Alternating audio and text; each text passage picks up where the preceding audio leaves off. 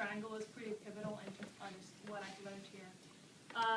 I grew up in Malaysia, charismatic, non-denominational background. My dad was a church planner, so I grew up under him. And so, like, healing every day, occurrence, no big deal.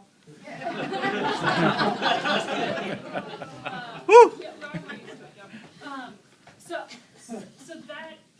basically, that formed a foundation of understanding the importance of emotions and sort of desire in your relationship with God. And then also, as a more cerebral kind of person, I understood, okay, the mind and doctrine support. I had a pretty good, rigorous secular education, so I had this sort of two parts of the triangle sort of filled in.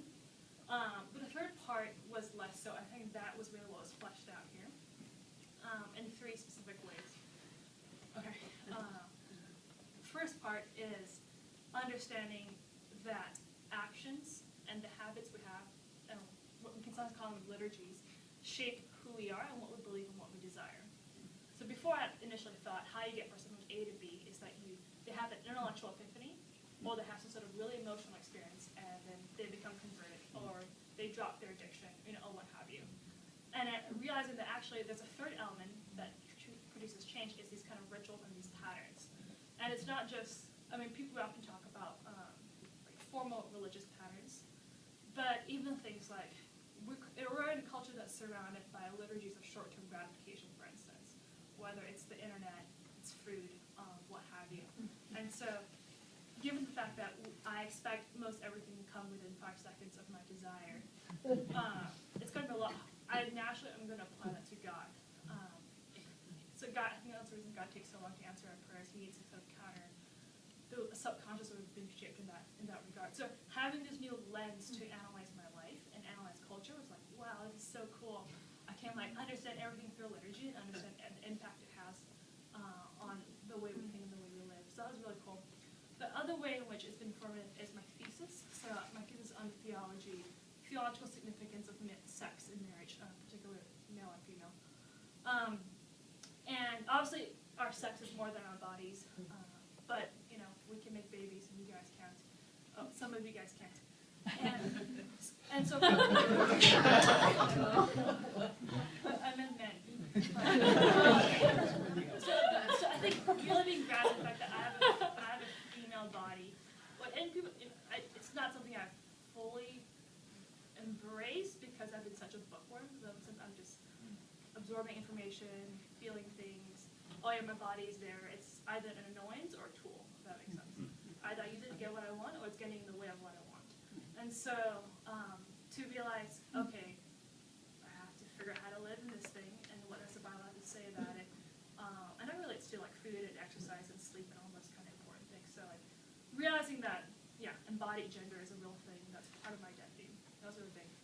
The third thing is communal practices, which, yeah, I include in the third triangle liturgy, same thing. But the first one I mentioned was short-term, like individual liturgies between you and society, like short-term gratification. The second one's body and gender. The third one is community. And Bethany's already talked about Mass and Evensong, how that undergirds what we do. In some ways, it's imbued throughout this entire program. We only have communal prayer and worship for 30 minutes twice a day. Or we to have daily prayer too. That's been really key. We have times of withdrawal from community for reflection. Spend 8 hours of silence and solitude, where you're by yourself, alone, quiet, thinking about something, praying about something, or taking a nap. And usually critical. And we have things like Life Together, where we come together as a community and say, okay, how are we doing? Where are the kind of conflicts, the elephant in the room? No one's really addressed. Let's talk about it now. And we have like discernment groups where we split up. So we figure out a discernment group. We tell each other strengths and weaknesses, and mostly good things.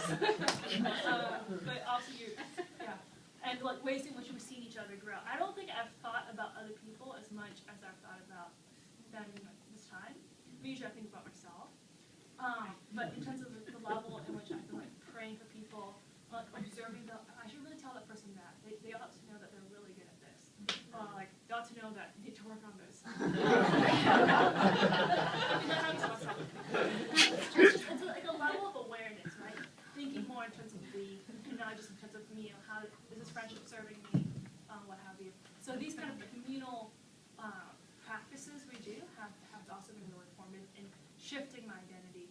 And so I said, in terms of going forward, how this impacts things, obviously my involvement in the church community, I think, will be hugely impacted by my time here. But also, long term, I do hope, I think, to be a professor. Fingers crossed. And I mean, it's a pretty cerebral environment, right? You just doctor, ideas, what have you. And yeah, I hope too to bring in some of this kind of holistic anthropology into the classroom in terms of getting people to think about, okay, so here are these ideas, what are the practical consequences of how you live your life, how you feel about things, your desire to treat students as whole people and not just as receptors